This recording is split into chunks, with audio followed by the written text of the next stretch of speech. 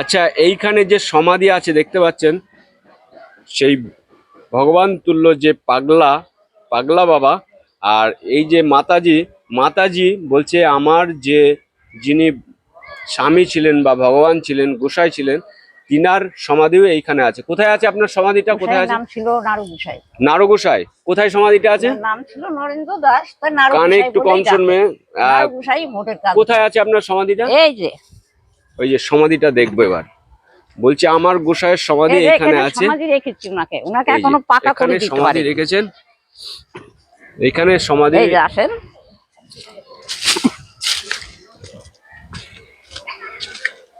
এইখানটায় রেখেছি উনাকে, এই যে এখনো পাকা করে দিতে পারিনি, এমনি ঘেরা ঘুরে করে রেখে ভোগ দিই মাঘ মাসের 15। নাম ছিল কি গোসাইয়ের নাম? নাড়ু গোসাই। নাড়ু গোসাই। নাড়ু গোসাই, উনার গোসাই এখানেই সমাধি আছে বলছেন। নাড়ু গোসাই এখানেই সমাধি দেওয়া আছে। ঠিক আছে, আপনি ভালো থাকবেন।